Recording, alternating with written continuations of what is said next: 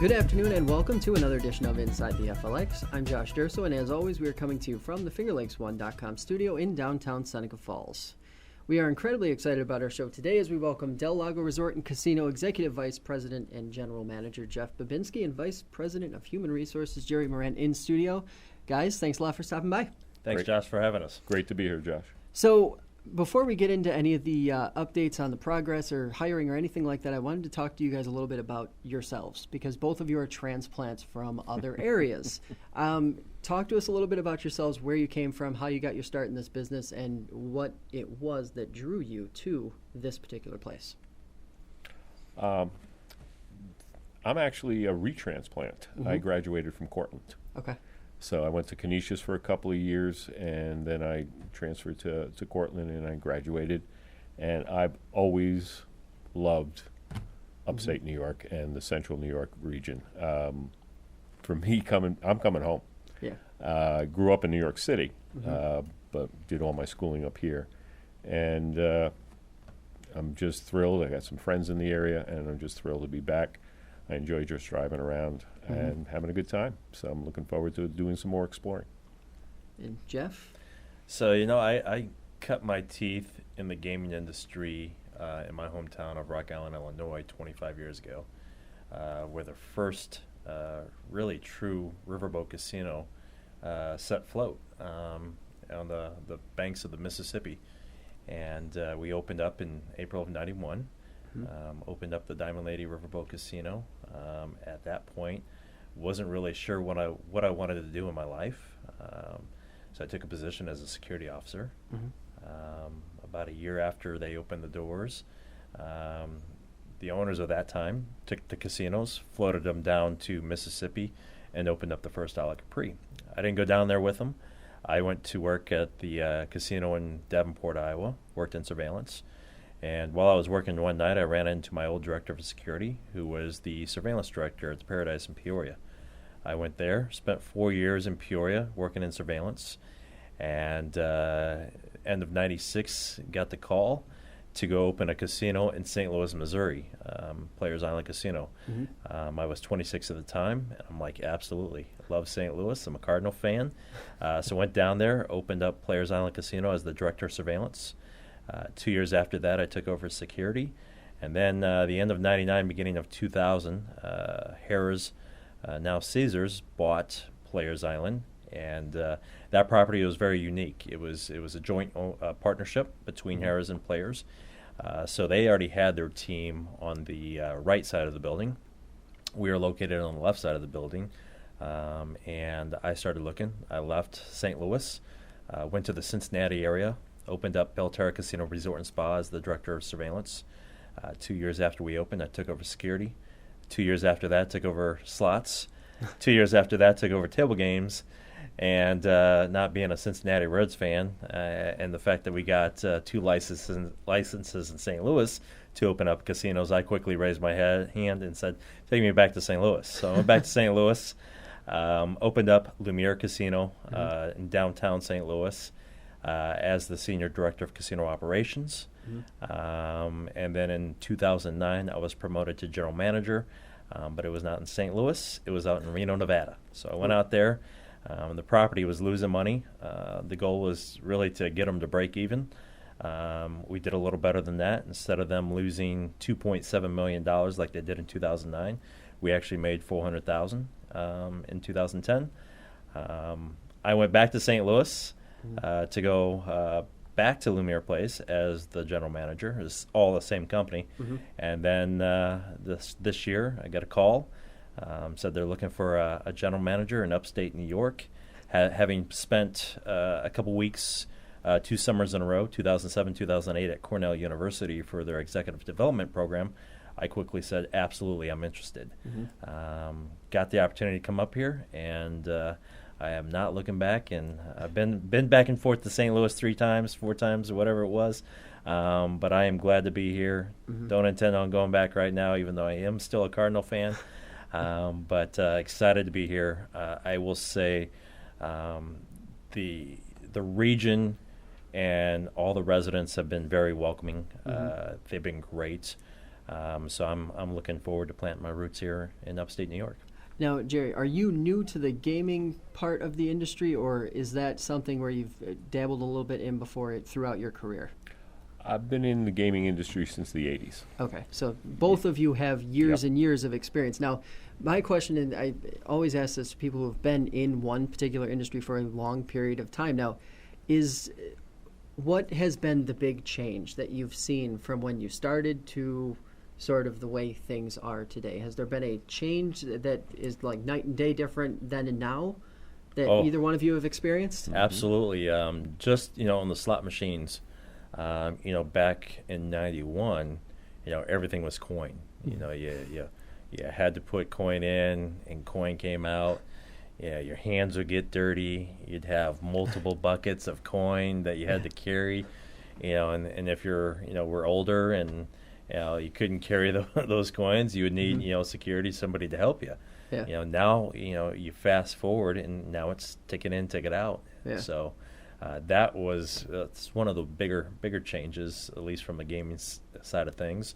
The technology and surveillance has changed. You look at the ceiling tiles that used to be, they're 2x2s, and that camera would occupy the entire 2x2 ceiling tile. Yeah. And they were huge, and they wouldn't even go a full way around. They were like 350-degree cameras, and they would stop, and if somebody was turning around, you'd actually have to swing back around.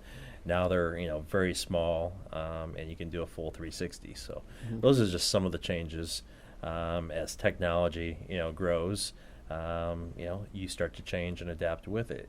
Players cards, rewards, being able to get things into the mail or actually before they even get home into their hands, such as free play, has changed. So it makes that instant gratification piece readily available to the players. Mm-hmm. Yeah. Now, biggest change I've seen from the employee perspective is talking about slots.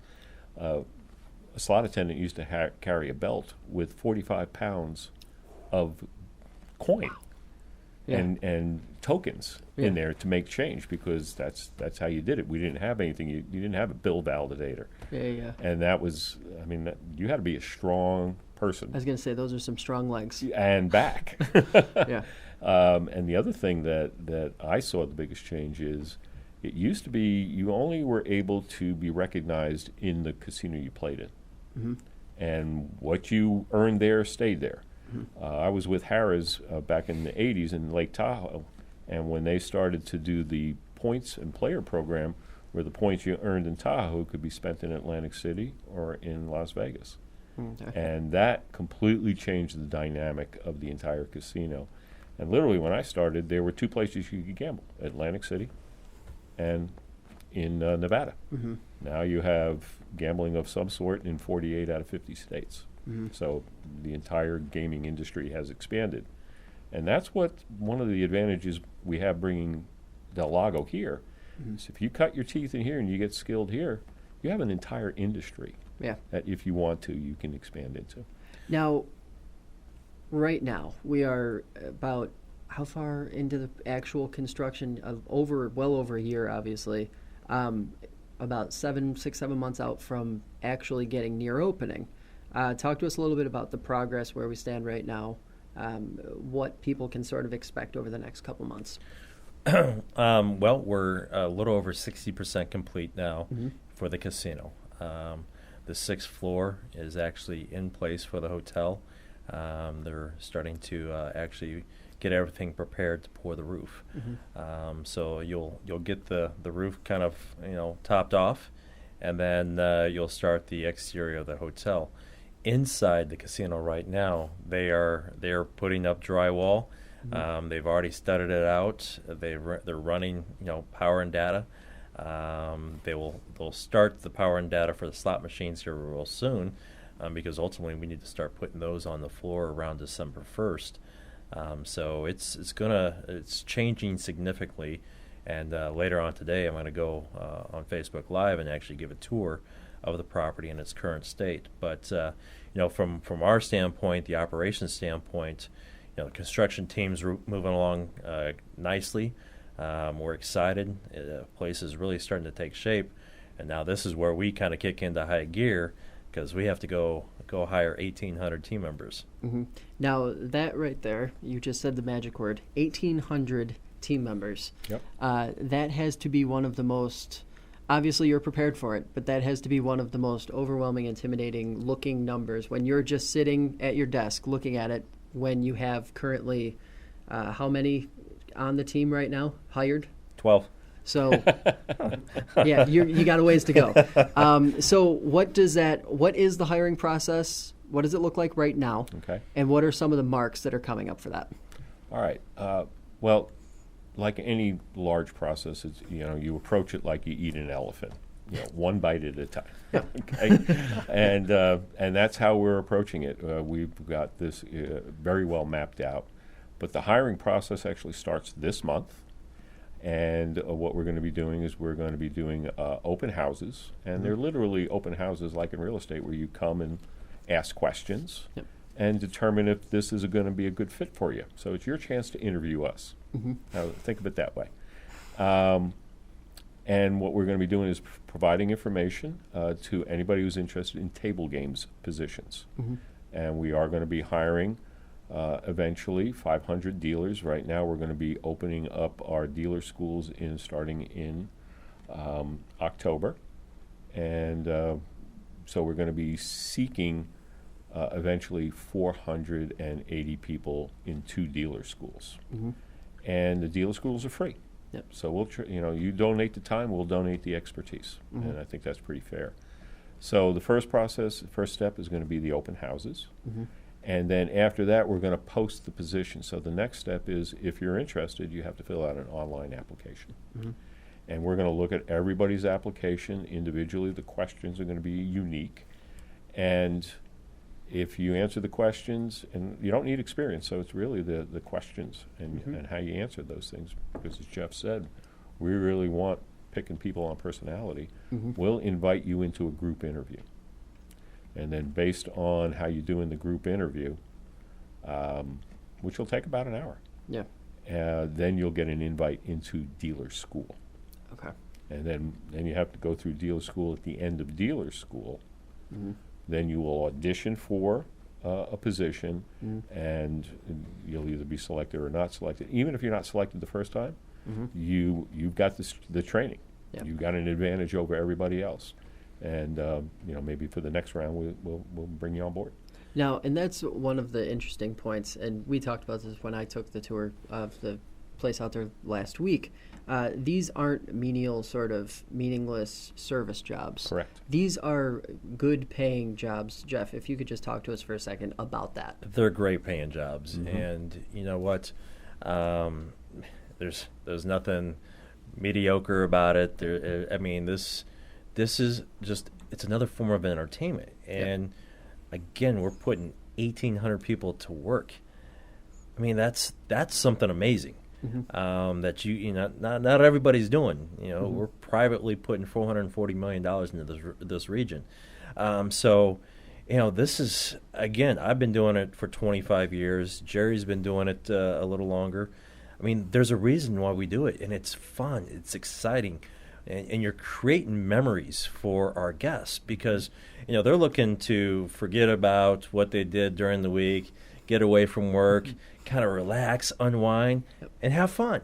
And that's what casinos are all about. Having fun, enjoying, spending some time with great friends, having a few drinks, and great food. And then we're going to offer entertainment. So, this, kind of to your question earlier, where have casinos gone from where we started to now? When you look at it, it's not just gaming.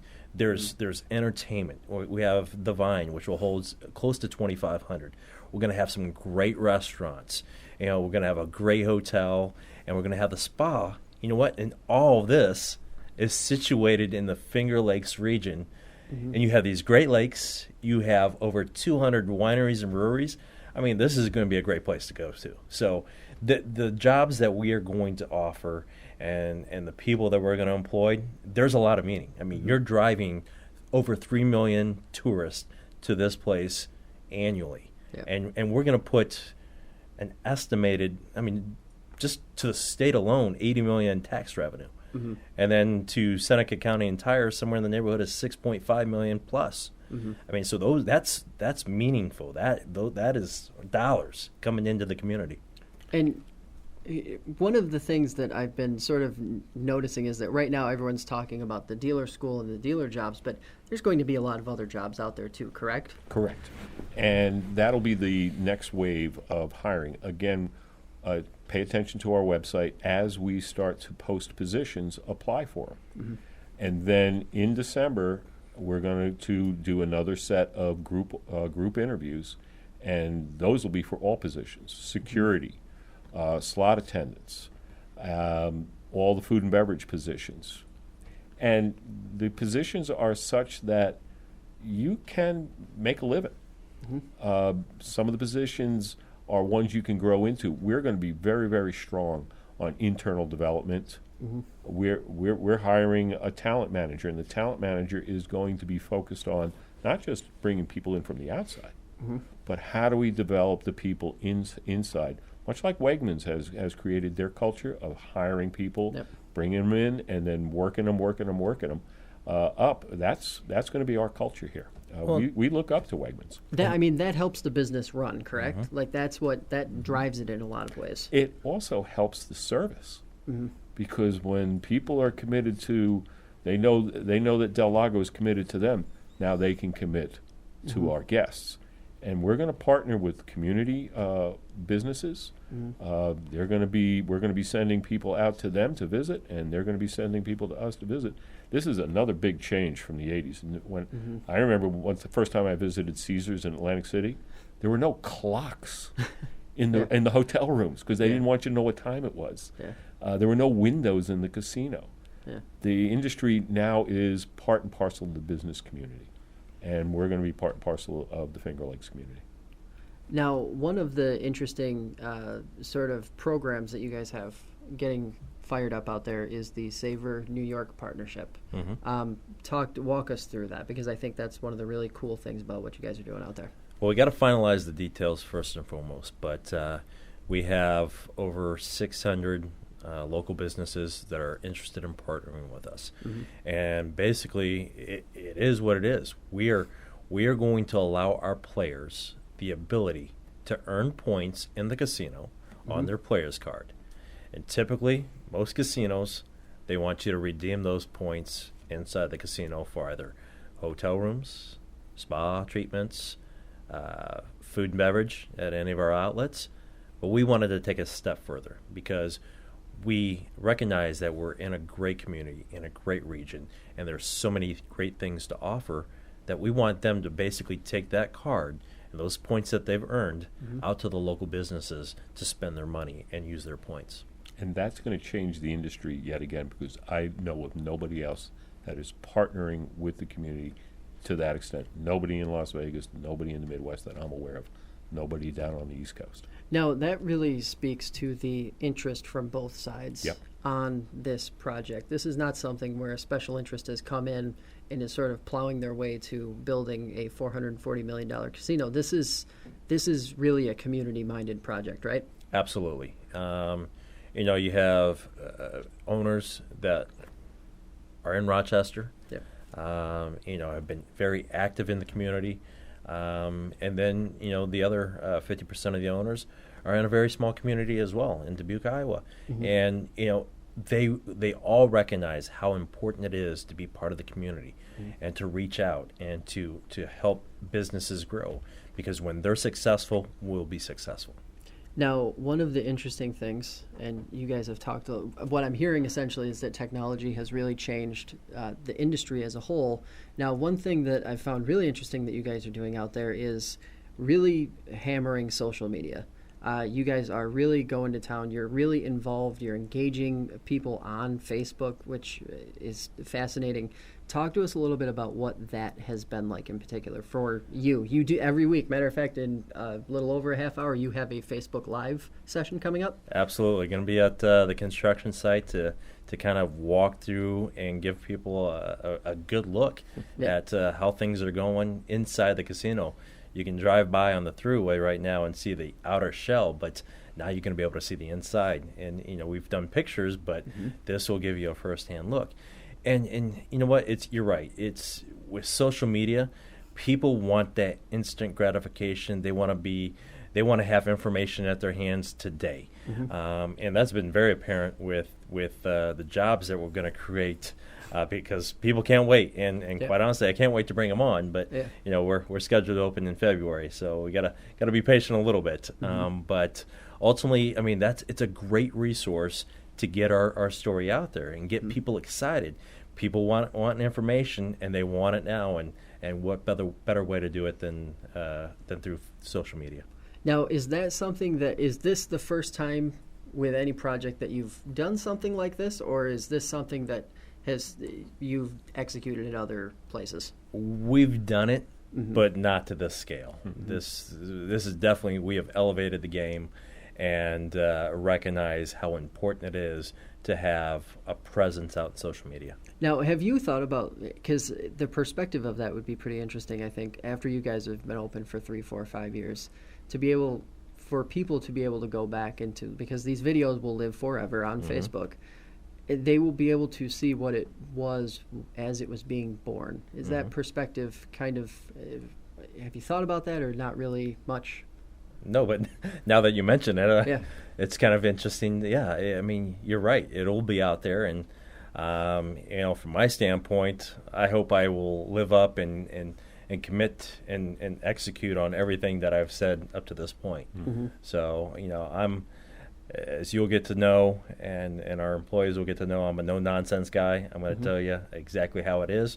So I'm not going to sugarcoat it, and we'll go from where we go. And sometimes I have to say no, but ultimately, it's going to be interesting to look back at those tapes and see where we are 5 years from now. Now, before we go, I wanted you to give us a quick rundown on the hotel specifically. What the hotel, how many rooms, et cetera, the size of that project, because while everyone's been watching the casino go up, the hotel seems like catching up to the casino in a lot of ways. When we were out there last week, it looked like it was a close race between the two. Yes, I mean, I'll tell you what, the weather has been amazing. Although we need rain, but at least from a construction standpoint, it's truly been amazing. And we have over 325 workers on the site right now. We'll get close to 600 by the end of the month. So yes, the hotel is moving along at a rapid pace. We're scheduled to open the casino in February of 2017. And all along, I've been saying, hotel's going to open 6 months after that. I think they're going to blow that schedule away. But again, it's still roughly 6 months. But if all goes well, we'll open that thing sooner. Now, before we get you guys out of here, both busy, obviously we appreciate you taking the time. The important dates coming up for people to remember in terms of the hiring process. August 21st. It's a Sunday for everybody who's working. We want to make sure we're available for people who work Monday through Friday. That's going to be at McGee Firehouse, right up there near the thruway, exit 41, and that's going to be from 2 to 8. And we're going to be there. We're even going to have an opportunity for a selfie station. So you can take a picture of yourself with the Del Lago, and we're working on something to make it memorable. Right. And the next date is going to be Thursday at the Clyde Firehouse. That'll be August 24th, and that's the next open house. And again, same hours, 2 o'clock to 8. Again, it's your opportunity to come and interview us. We think that's fair. Right. We really do want to create a workplace where people want to come to work, and everybody wants to do that. I'm not saying that's unique. But one of the things that attracted me to this when I talked with Jeff and Yuri when we first started talking together about this is we want to create a place when you go home from work, you actually feel better because you were at work. You feel more confident in yourself. You feel like you've been valued at work, that you've had an impact at work on the guests and on your teammates. And we're going to create that kind of workplace. Is it going to be, it's not something you flip a switch on. Yeah, right. But that's our aspiration, to create that kind of workplace where you want to come to work and feel really good about yourself as a result of being there. Now, Del Lago isn't going to be work. It's going to be a way of life. Right. It's that can-do attitude. Mm-hmm. It's mixed in with a little old hospitality charm and homegrown attitude. So, we don't want this just to be work. We want this to be a fun, great place to work. That when you break it down, especially if you look at it from a marketing standpoint, if Jerry and I do my jobs right, we have 1,800 marketing people out there pushing the Del Lago brand every single day. On social media, too. Yeah. And I used to work at the Waldorf Astoria in New York City, so I'm very familiar with the kind of pride people can take where they work. We had 3, sometimes 4 generations of the same family working at the Waldorf Astoria. That's impressive. And they talked with pride that they work there to their community and their family and their friends. And we want to get there. Right. That's awesome. Well, we really appreciate you guys taking the time to come in. Obviously, you guys have been really busy. I'm sure we'll be having you on again as we get closer to the actual opening. But just thank you. Yes, thank you very much, Josh. Thanks, Josh. Good to talk with you. That's going to do it for us today. I'd like to thank Jeff and Jerry for stopping by and let our viewers know that next week we will have WYSL radio host Michael Warren Thomas in studio to talk about the Finger Lakes, the local wine industry, and much more. Inside the FLX airs Sundays at 7 p.m. on Time Warner Cable Channel 12. And, of course, the podcast is available on iTunes, Stitcher, and the FingerLakes1.com app. For Jeff Babinski and Jerry Moran, I'm Josh Durso, reminding you to join us next week on another edition of Inside the FLX.